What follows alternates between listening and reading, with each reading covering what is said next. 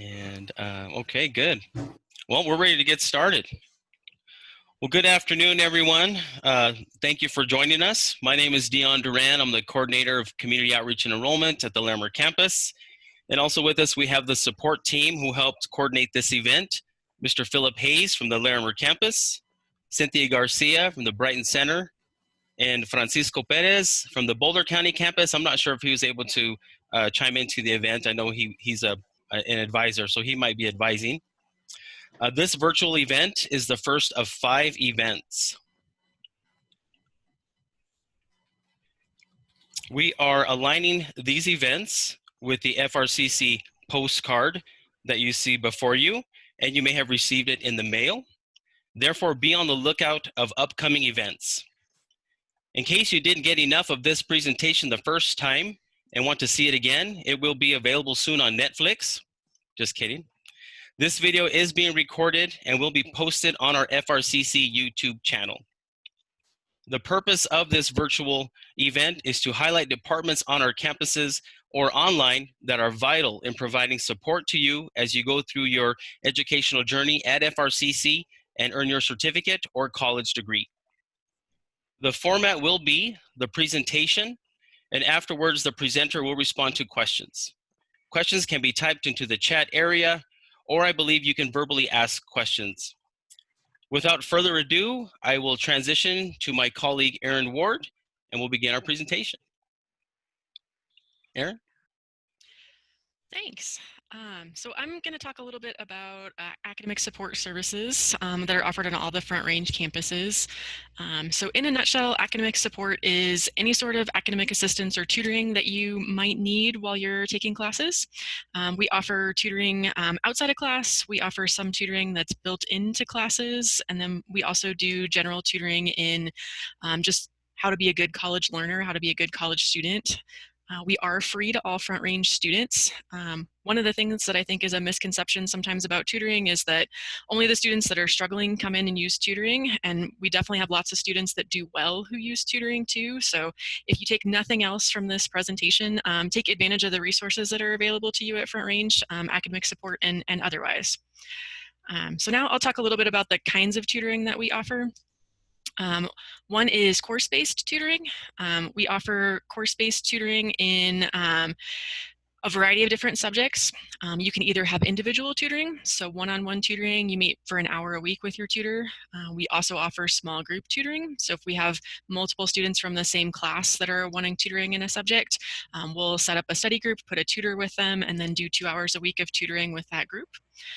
All of the Front Range campuses have a tutor request form online. So you just go online, you fill out the form, let us know what subject you're wanting help with, what hours you're available, and we do our best to match you up with a tutor in that area. So that's kind of how the course-based tutoring works. We also offer supplemental instruction, which is kind of peer-led tutoring support. It's on the next slide if you take a look.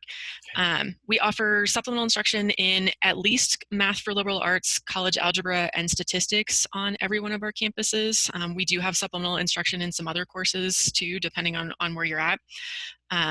The way that SI works, we actually have a student who's taken the class before and gotten a B or better in the course.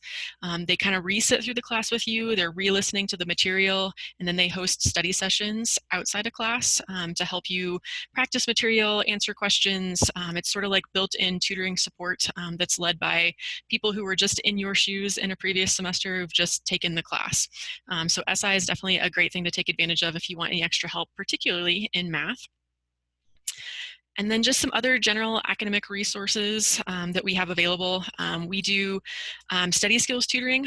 You can get some study skills tutoring from your content course-based tutors. You can also get just some general study skills support. So if you're wanting help with time management, with organization, note-taking, reading college textbooks, test-taking, any of those kind of foundational college skills to be successful in any of your classes, we can also sit down with you and help you kind of work through some of those and help you come up with some really good learning strategies. Each of our campuses also has some kind of math or writing center support that's offered that's more of a drop-in, so you can come in during the hours that it's available and get questions answered. We have computers on campus that you can use in various places, so if you need to print something or look something up while you're on campus, you can do that. And then BrainFuse is one other tutoring resource. So if you are taking fully online classes, BrainFuse is like a tutoring service provider that we use that offers 24/7 tutoring help. So you can go to the BrainFuse website and ask questions through there as well. At the moment, all of our services are being offered remotely while we're not open, but starting in July, we will start to open up some of our resources. The next slide gives you contact information for each one of our tutoring services offices. And we're slowly opening in July, and then we'll be open some in the fall. The Brighton Center does offer some tutoring as well. It's a little bit different than the other campuses. They offer some writing and math tutoring and then some like study group type help in biology and math. But otherwise, all the Brighton students are able to use the Westminster campus tutoring services areas. I would say, generally speaking, every one of our campuses offers the same, the services that I've mentioned, the supplemental instruction, the course-based tutoring, and then the help with like study skills and that kind of stuff. But each campus kind of tailors their services to the student population they're working with the majors that are available on that campus. So you can look on our website and take a look at each individual campus's services, and that's where you'll find that tutor request form. So that's kind of a little bit about academic support services at Front Range. All right. Thank you, Erin. Any questions from the students that are attending or the prospective students? If you have a question, just feel free to unmute yourself and ask it. I'm not sure where my chat went on my screen. I don't see it. So if there's a question, anyone feel free to ask it.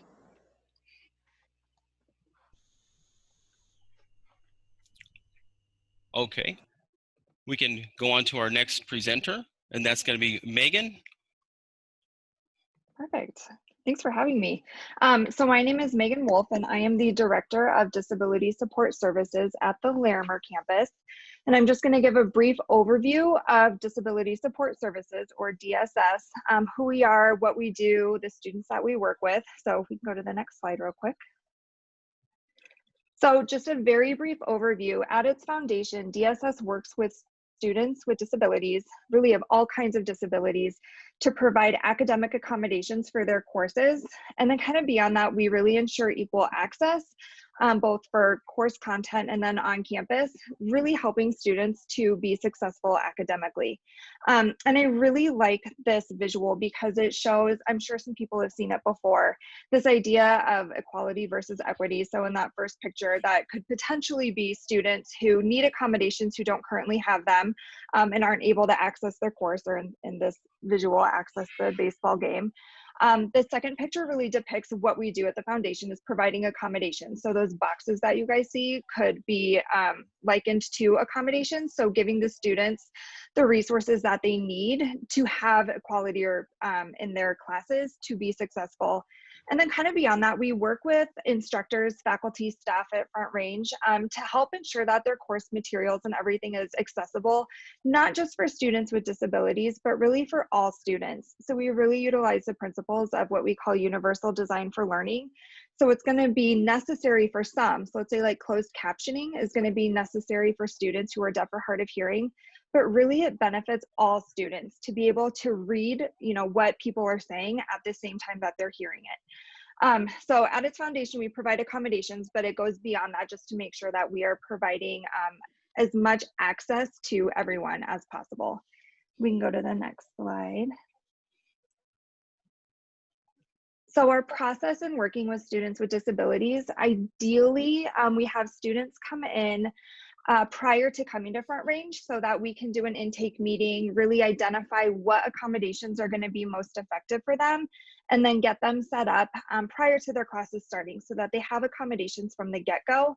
We realize that's not always possible, and some students maybe don't realize that they need accommodations, or we also work with a lot of students who didn't necessarily have accommodations in high school, but realize as they're coming to college that just with some of the challenges that they're having related to their disability, that accommodations might be beneficial.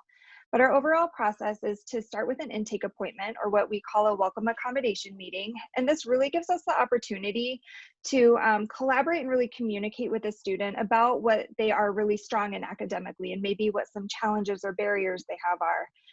Look at their disability diagnosis and how that impacts each individual. And then we talk about possible accommodations or services the student would like to request. And that could be from accommodations that they've potentially had in high school, and even things like extended time for exams, due date extensions, being able to take exams in a quiet place. But we might go kind of beyond that, to look at some different accommodations we might provide that weren't provided in high school. We'll do a documentation review. So we do request documentation to verify a disability, just to help us also be able to understand what accommodations are going to be most beneficial. And after we go through that process, we actually approve the accommodations. And upon approval, we ask that students do what we call activating their accommodations. So that's just going to our DSS website at Front Range and filling out the online request form. And then we actually email the accommodations letter both to the student and to all of their instructors. So you get it all at the same time, so everyone knows what those accommodations are for the class. And then you need to renew your accommodations every single semester. So it's essentially giving us permission to let your instructors know that you have accommodations each semester. So that's kind of where I think some students get a little tripped up. They think if they activate one time, they're good, but we really need that each semester to be able to send that out. You can go to the next slide. And then just briefly, some things that we really want students to know is that in college, self-advocacy is key. So our services fall under the Americans with Disabilities Act, and then the sections 504 and 508 of the Rehab Act, which is very different than what students get in high school. So students are entitled to accommodations in high school under IDEA. And then as students transition to adult services, those accommodations, you actually become eligible for them. So you're the one that needs to take on that responsibility to seek out the DSS office and request accommodations instead of having them just kind of given to you. And then once accommodations are approved, it's really important for students to also communicate with the instructors about what those accommodations look like in their classes, and any other sort of strategies the instructors suggest to be successful. So communication and self-advocacy are probably the foundation, I think, of a lot of what we're trying to instill in students. And the next thing I would say is I think there is a little bit of a stigma sometimes with receiving accommodations or having to disclose a disability. And I just want students to know that if you're feeling this way, you're not the only one feeling this way, but you're also not alone. So recent studies have shown that up to 20%, so 1 out of every 5 undergraduate students has a disability. And those can be visible, like more physical disabilities, or invisible disabilities. So like learning disabilities, mental health diagnoses, ADHD, autism spectrum disorders. So we really work with like the gamut of students with disabilities. So if you are unsure if you have a disability that we would approve for accommodations, I would really encourage you to come still speak with us, because I think a lot of students are surprised at what we can provide, just for a huge range of students with disabilities. And then I also want students to know that we have a lot of other supports beyond just being able to provide accommodations. So there's a lot of cases where we can work individually with students on strategies to be successful in their classes, as they relate to maybe challenges that you're having with disability. We also provide a ton of assistive technologies to support students. So we have like speech to text technology, where if it's hard for you to kind of get your thoughts out on paper if you're typing, we have a lot of technologies where you can say the things that you want to have typed. And then kind of the opposite, text to speech, where instead of reading stuff, if reading is a challenge, that reading comprehension is a challenge, we have technologies that allow you to have the text read out loud to you. So we have a lot, just a lot of assistive technologies, a lot of mainstream technologies too, that I think are really supportive for students. And then we'll commonly refer students to additional campus and community resources, just kind of as we see appropriate. So we are very connected on campus, but then also in the community, we know a lot of different resources to support any individual with a disability. So we work really closely with a lot of campus and community resources. And then next slide is just our contact information.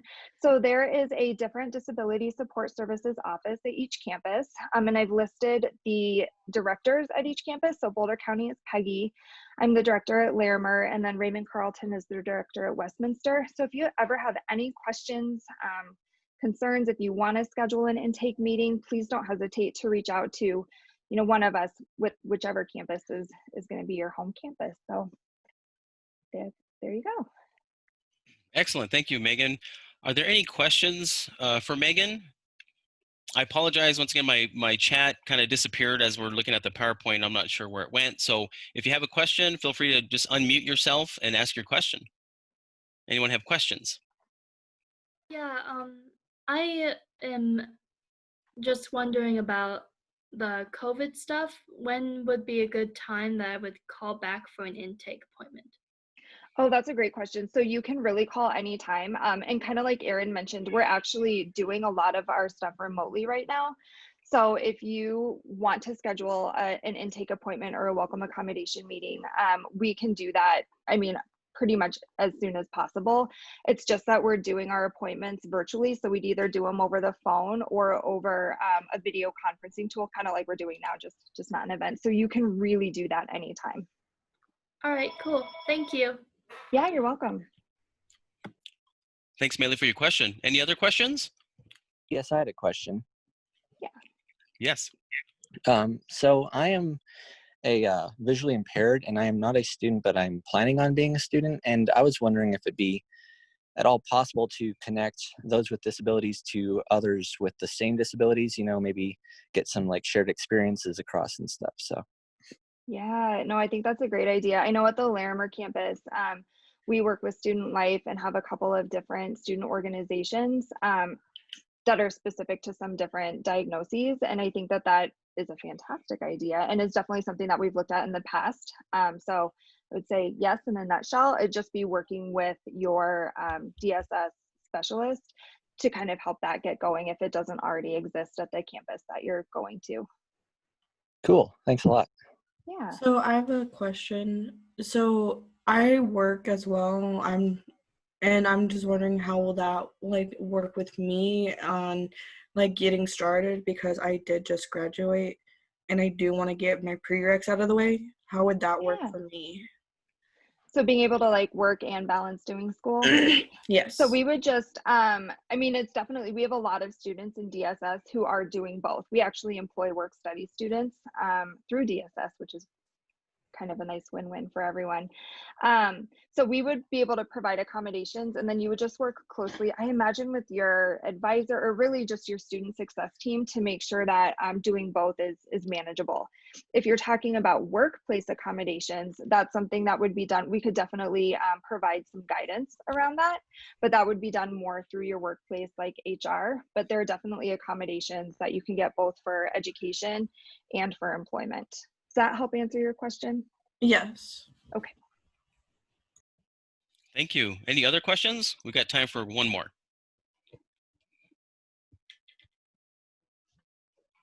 No? Okay. Thank you, Megan. We're going to transition to Alexandra Leppert with financial aid. So I'm Alex Leppert. I'm a financial aid coordinator at the Boulder County campus. I've been with Front Range for about 8 years now. So our financial aid office, we're basically committed to helping you with any financial aid needs, which would be financial aids considered like grants, loans, scholarship, work study. We help students in applying for financial aid by filling out what's called the free application for federal student aid, or the FAFSA.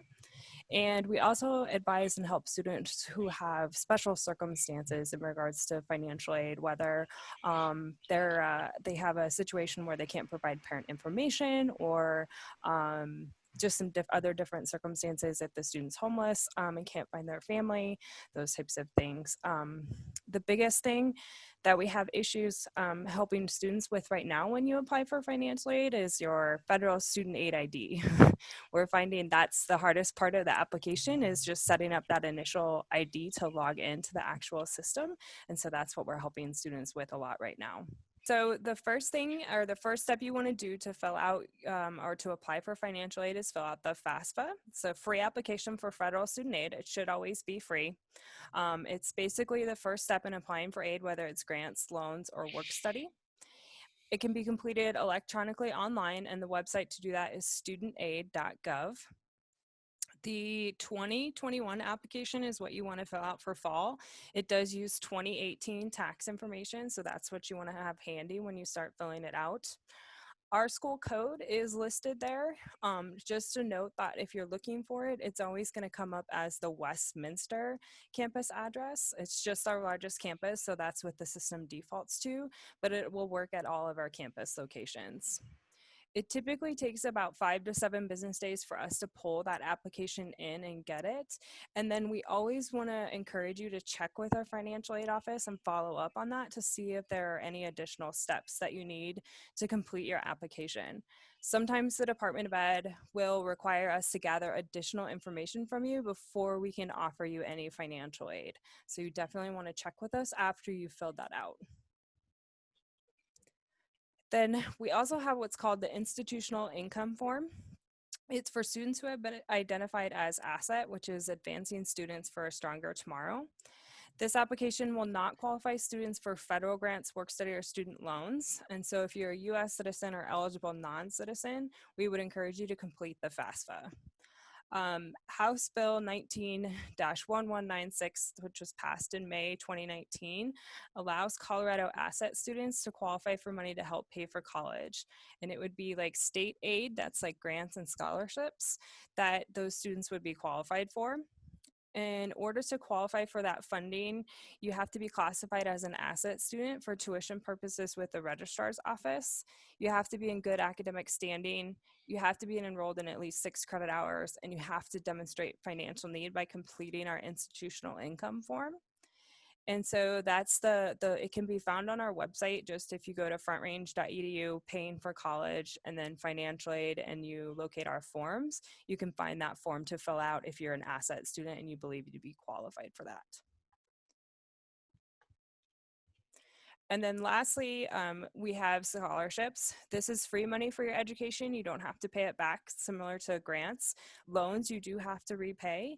But generally, scholarships are not awarded by filling out that FAFSA. It typically requires a separate application, but some applications want to see the information that was on the FAFSA, so they require that you fill it out. Scholarships are typically awarded based on merit, need, talents, or hobbies, or any groups that you might be associated with. For a list of our scholarships, I'd recommend visiting frontrange.edu, paying for college, and then our scholarships page to see what's out there. Now would be a really good time to start searching for scholarships that would be open for fall. A lot of applications have already closed, but there are some information or new scholarships that we get and pull in and post on our website. If you're continuing to be a Front Range student through like the school year, we have Front Range Foundation scholarships, and those are for Front Range only students. And those typically open on December 1st and then close in March. And so we'd really encourage you to look out for those, because those are for Front Range only students, and apply for those starting in December. And those would be for the 21-22 school year is when you'd want to start applying for those in December.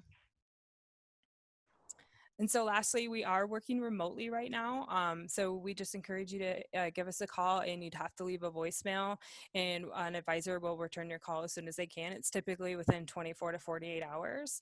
If you don't want to give us a call, you can definitely email us to our email address there, and we'll try to get back with you again within 24 to 48 hours. But we always encourage you to reach out and contact us with any questions about financial aid. There's no dumb questions when it comes to financial aid. It's super, super confusing.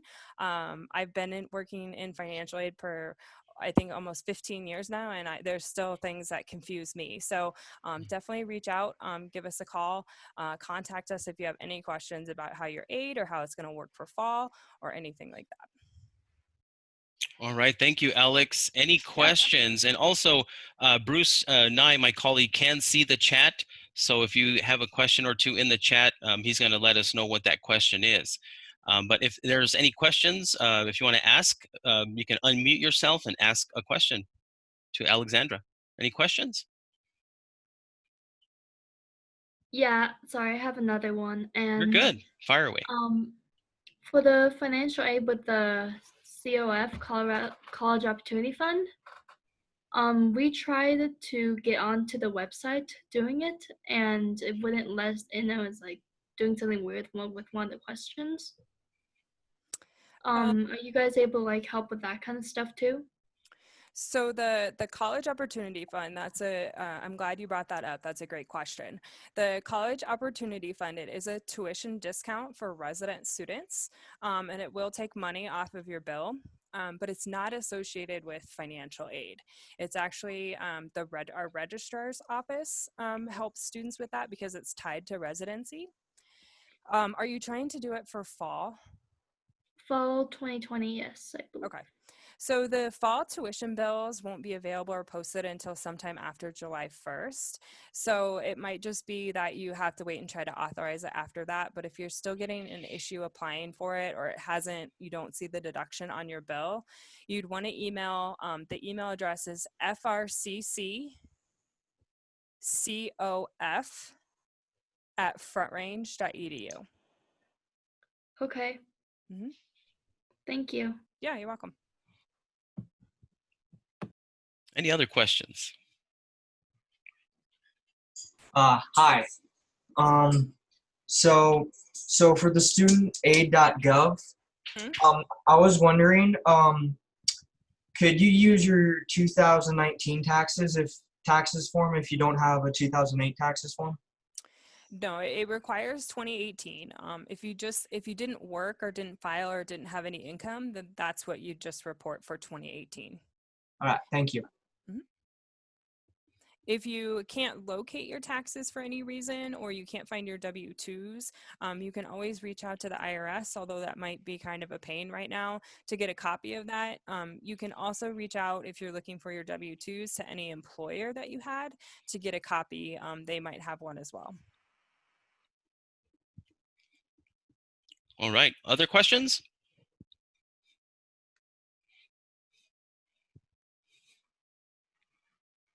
Okay. Thank you, Alex. Yeah, and then Mm-hmm. just as a last follow-up, yeah. If any of you, because we are using 2018 income, if any of you have experienced a reduction in income or have currently lost your job, or your current income situation does not reflect what 2018 is showing, when you fill out that application, we do have a process called a professional judgment that you can fill out. It's sort of like an appeal for us to review your current income situation to see if your qualification for aid changes. So definitely fill out the FAFSA first, and then contact us to get that professional judgment process started. All right. Thank you. You're welcome. We're going to transition to Miss Kathleen Strong.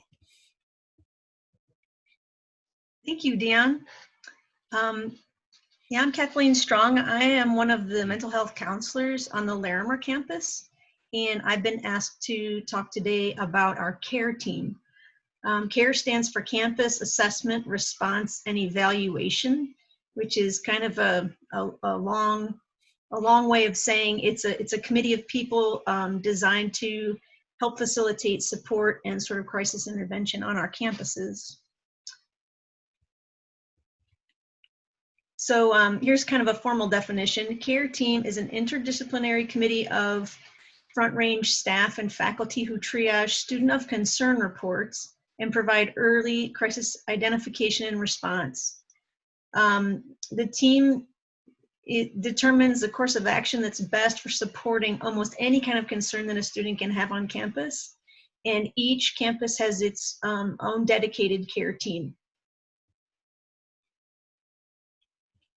So a concern can really be just about anything that we're worried about a fellow classmate or someone you see on campus. I think of them as falling into three major categories. Some concerns could just be about a student's well-being. So like could be, it seems like they're struggling mentally or physically. It could be insecure housing or food insecurity, financial distress.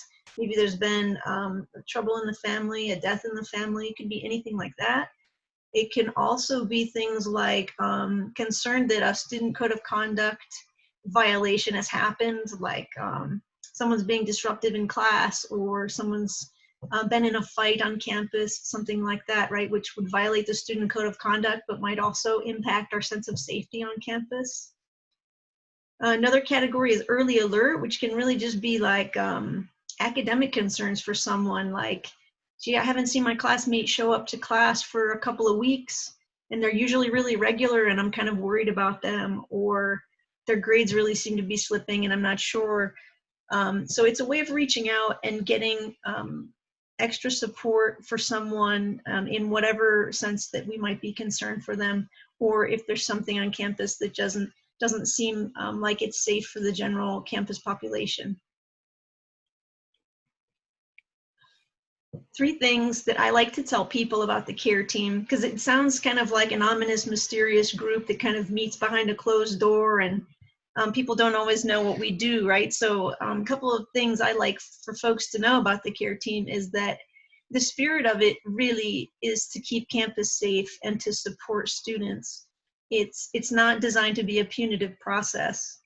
I think a lot of people get the sense that it's like, ooh, I've been reported or I've been turned in somehow.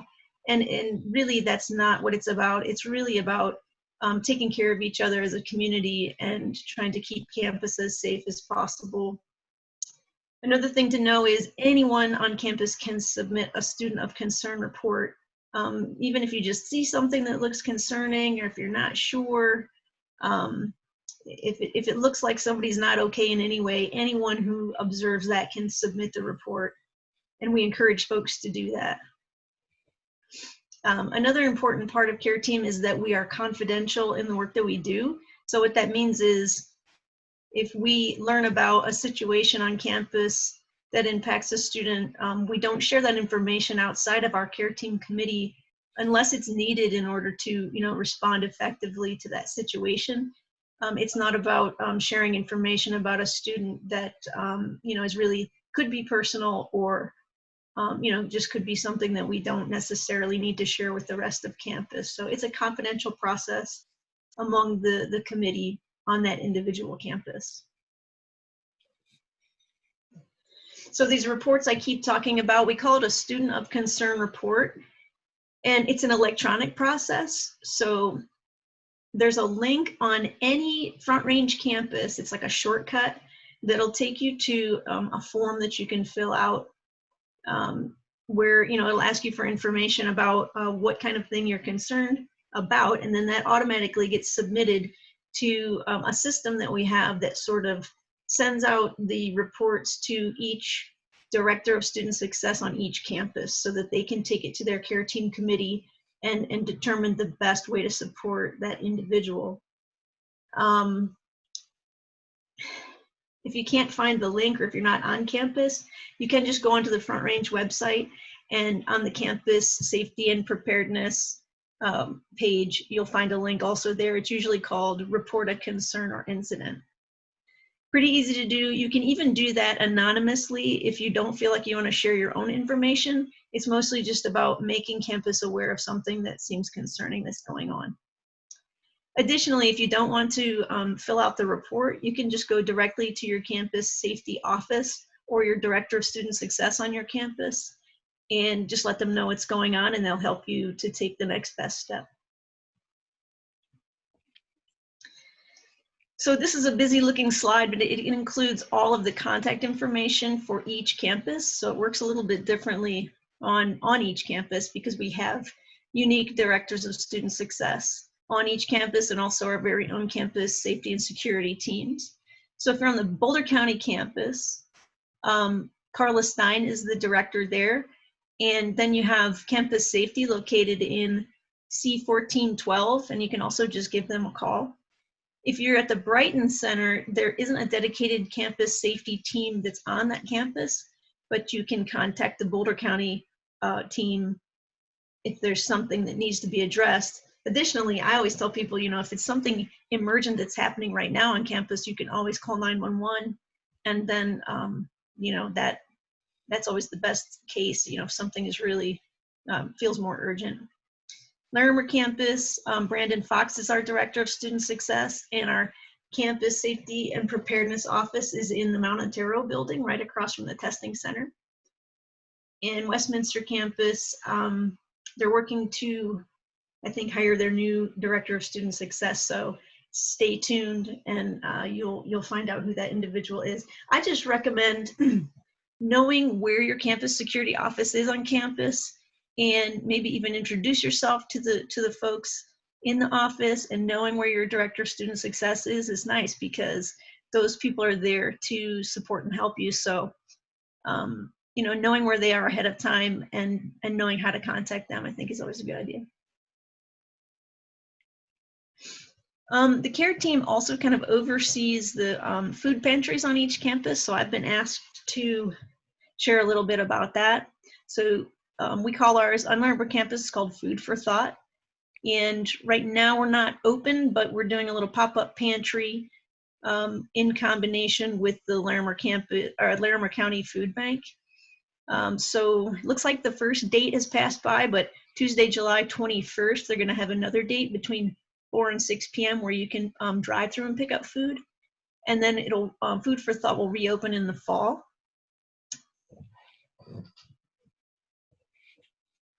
At Boulder County campus, it's called Wolf Pantry, and it looks like they're gonna reopen the second week of July. So I think what you do here is fill out a form stack, which is another sort of online form. It indicates like what are the needed items, and then people will fill that request and provide, I think, pickup designation for individuals once per week. The pantry on Westminster campus also uses a form stack process. Looks like they are in the summer from 9 to 4 on Monday through Friday, and then in the fall they're going to go back to their normal hours, which is a little bit expanded, 8:30 to 6 Monday through Thursday, 8:30 to 4 on Fridays. And it's located in C0560. That's the room number. All right. Any questions for Kathleen regarding the care team or the food pantries that we have?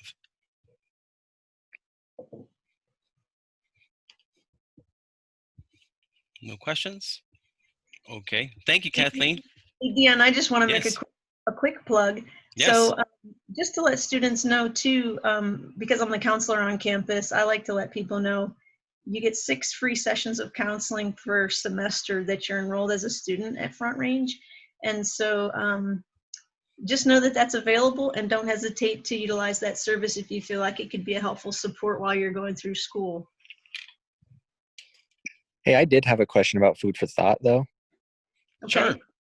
Sure. Is it at all possible to donate to Food for Thought, or is it kind of like the college, you know, buys the food and stuff? Yeah, we accept donations. In fact, in some places on the Larimer campus, there are kind of designated spots that have like a box, you can drop donations in a box. I would say if you find Brandon Fox in the Mount Antero building, the office is about like room 200, Mount Antero. There are definitely places to donate. Awesome, thanks. I don't know how that works on the other 2 campuses.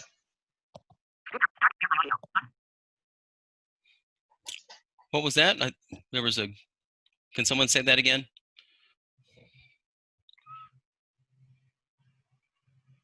I'm not sure.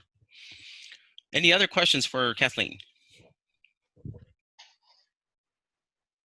All right, thanks, Kathleen. Great information. We're going to transition to Bruce Nye, faculty at the Westminster campus. Hey, everybody.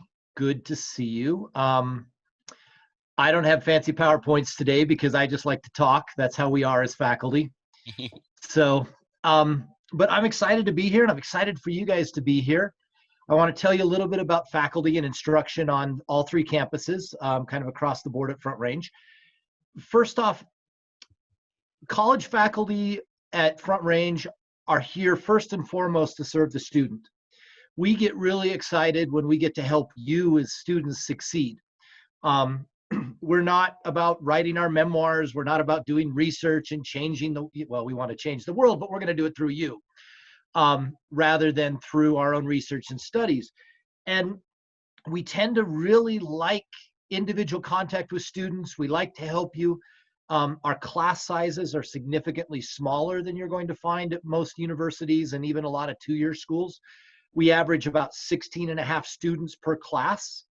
Our student to faculty ratio is about 20-1 here. About 11 years ago, I came to Front Range from a 4-year state school. I was teaching 300 students a class. So just to give you an idea of the difference there.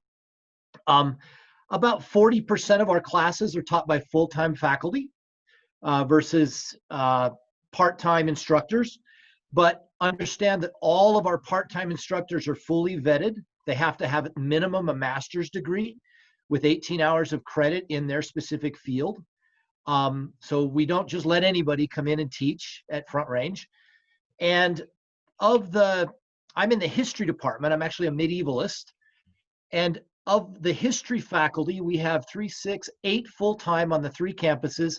Of those 8, 7 have PhDs. So just to give you an idea of our qualifications, some things that I think set Front Range faculty apart from other faculties: we're really enthusiastic, we're really excited to be here, and we're really excited to have you here. We like answering questions, we like talking to you, we like having you share with us what's exciting to you and kind of what gets you all going and everything. That's a lot of fun for us. We also tend to be really experienced. Most of our full-time faculty have made the decision that Front Range is where we want to be. And so our plan is to be here long-term. We're not going to be here for a year or two and then move on to someplace else. I'll tell you, this is my 4th institution that I've taught with. It's the one I've been at longest, and it's the one I've enjoyed the most, and it's the one I plan on being with until I retire. I have no plans on going anywhere else. I really enjoy being here at Front Range. One of the things that really excites me about teaching at Front Range is watching you as students succeed. It blows my mind every semester just the level of quality of our student body and how great they are and how bright and how excited and energetic they are. For many of you, this is your first time. You're ready to step off out of high school and into the college world, and there's not a better place to do it than Front Range, because we can kind of mentor you and guide you and help you as you plot that course, but also as you think about your future and what you want to do. A lot of students will come here to finish just their first 2 years of their classes and then move on to a 4-year school. And that's great too, because we have the smaller class sizes. We can focus more one-on-one and individual attention and really prepare you to move on from here. I've had students that have gone on to Harvard, Yale, Stanford, Michigan, which is my alma mater, so that's always a good thing. I had one went to Ohio State, but we don't talk about them anymore. I've had students that have gone overseas. I have one at Oxford right now, and they're all students that started here from Front Range. So it's a great opportunity for you. It's an exciting time for education. Right now we're all learning new ways of teaching because of the COVID stuff and everything. For fall, Andy, our college president, Andy Dorsey, just last week announced how we're going to handle fall semester. From the instructional point of view, there's basically going to be 2 types of classes. There will be traditional online classes where you would take an online class, and it's called asynchronous, which means you do it at your own time during the week. There's still a schedule you have to follow, but you do it when it's convenient for you. And there's assignments and coursework that you do throughout the 15-week semester. And we just actually, by the way, we're ranked number 9 in the country in our online learning for Front Range Community College, which is awesome.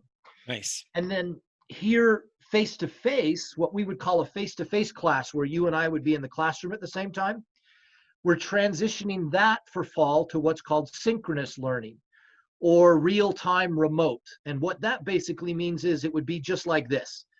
where I would be instructing from my office or the classroom or even at home, or if I could make my internet work up fishing somewhere in the mountains, and you would be at home or wherever, and you would be listening to a live lecture.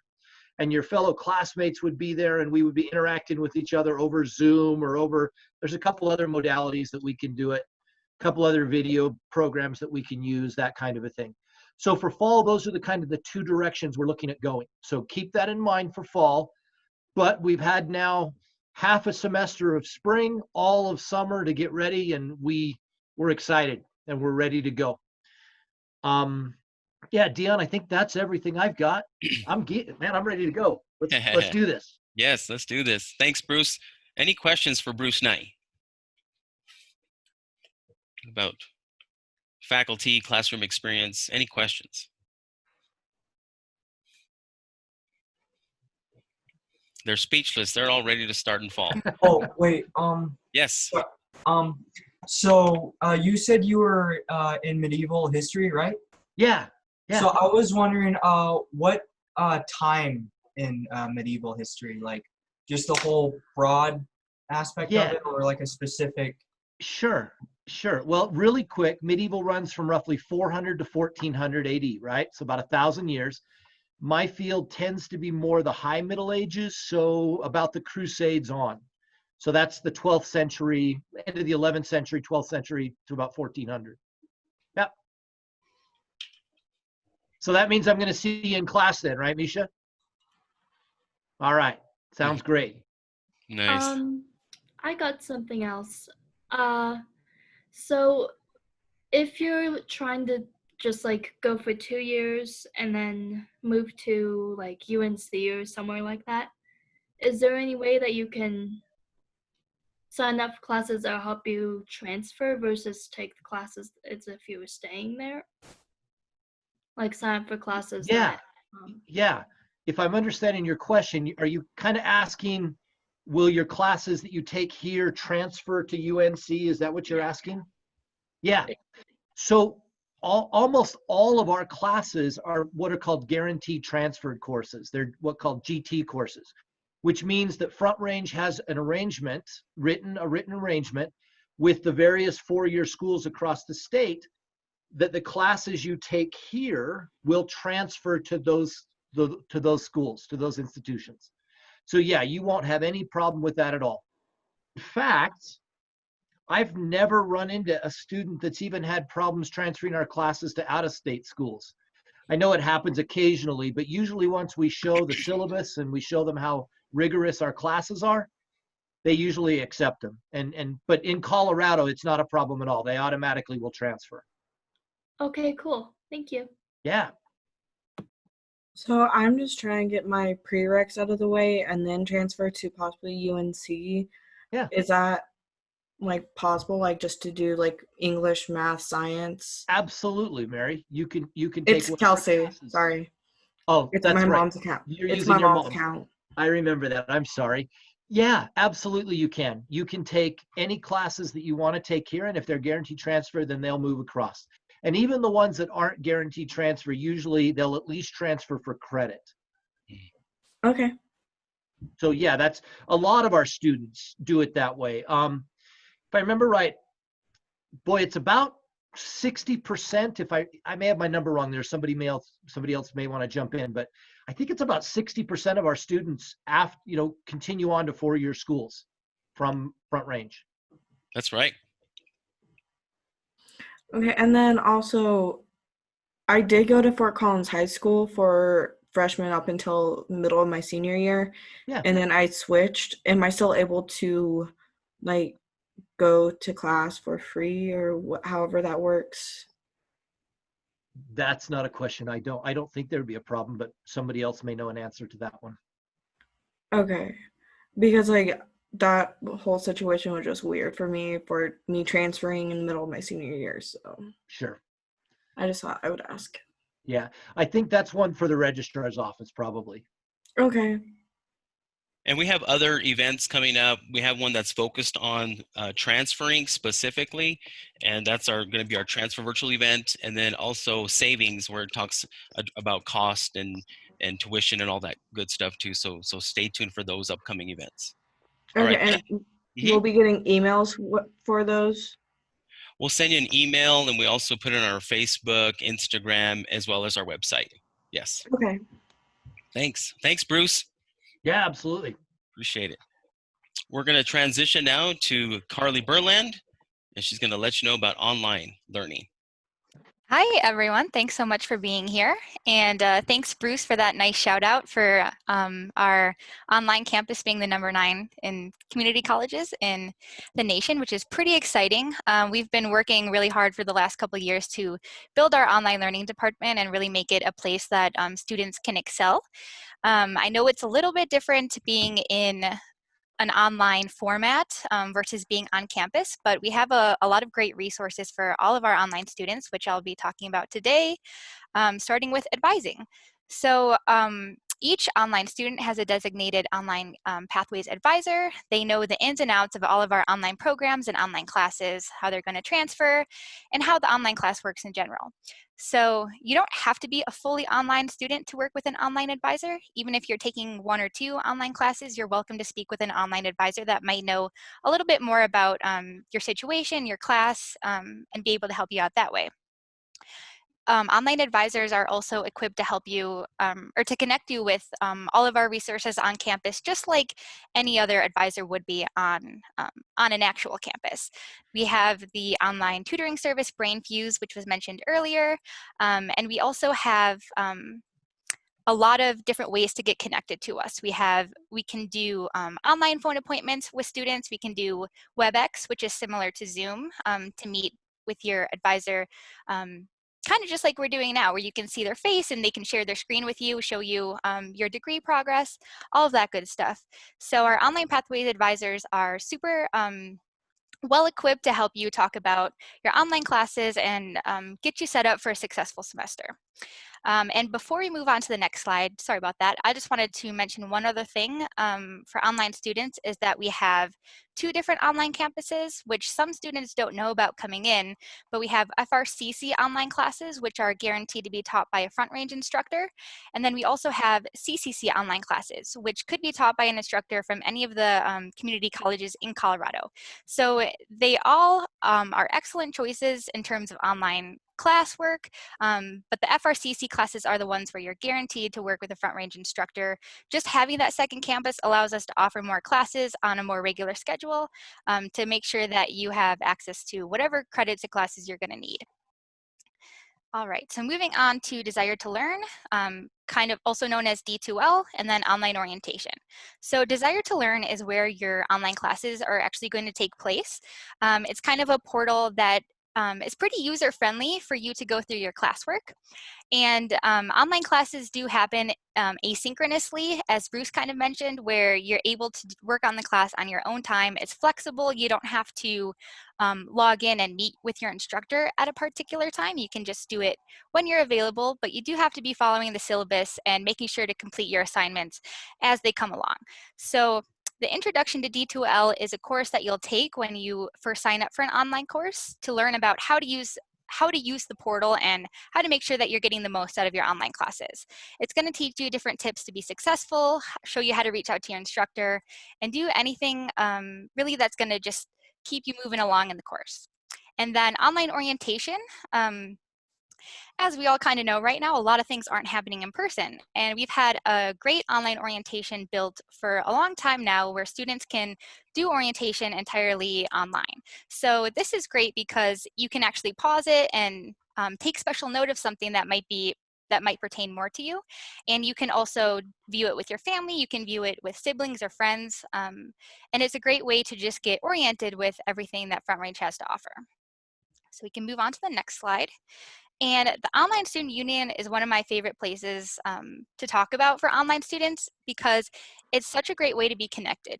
When you're not on campus, it's hard to feel like you have a place on campus, but the Online Student Union is a place where you can actually connect, have discussions, conversations, and really just feel like you're a part of something. It's also great because we share announcements and resources very consistently. We're always monitoring it for questions that students might bring up. And we also even share scholarship opportunities and other fun prizes that you can win, which a lot of our students seem to enjoy. So it's a great place to be checking regularly and feeling still like you're connected to the campus. And then finally, this is where you can find more information about online classes. You can see a list of all of our online class offerings, online degrees and certificates, learn more about the online learning experience, and also contact us. So if you have any questions at all, I definitely recommend starting at this website and then using any of the phone numbers or emails provided to reach out with questions. All right, thank you, Carly. Any questions for online learning? And way to go on being one of the top 10 colleges in the nation for online instruction. Exciting. Any questions? Forever hold your peace. All right, thank you so much. Last, we're going to switch over to Herc Herkins, and he's going to talk to us about student life. Are you there, Herc? Hello. There I'm you here. Everybody can see and hear me? Yes. Fantastic. Well, my name is Herc Herkins. I'm here at the Larimer campus. I work in the student life office. Mostly I look after setting up for events and things like that. But I'm also working as a new student orientation leader. So helping some of our new students to answer their questions and get used to campus. So the whole point of student life is to make your life as a student better. You know, we've got different clubs and organizations, like was mentioned earlier. Like we have, for example, we've got a welding club, an automotive club. We have a, what's it called? I want to get the name right. Single parent program is based in our office. So we get to work with some of the single parents and help them with different activities. Dungeons and Dragons, the Student Veterinary Tech Association. So student life has a lot of clubs and organizations. And if you have an idea for one, please come in, talk to Macy, and she'll get you all squared away and we'll get you rolling. It's a general information spot. We'll give you your Wolf card, that's your student ID. You can get some discounts around town with that, especially if you're a skier or a snowboarder. You take that up to the mountains and they give you a pretty substantial discount from what I've been told. It's like 15 or 20% off on some of their lift tickets. So it's pretty awesome. We'll give you a discounted bus pass. It's cheaper than going downtown. And overall, it's just an awesome place to hang out. Student life is housed in the Student Center. Again, I'm speaking mostly for Larimer because I'm not sure how it works at the other campuses, but I imagine it's similar. We're housed in the student center, Long's Student Center. We've got the cafe, we've got the bookstore. We have some spaces where you can sign out for your student organizations, or external groups can rent them. So that's kind of fun.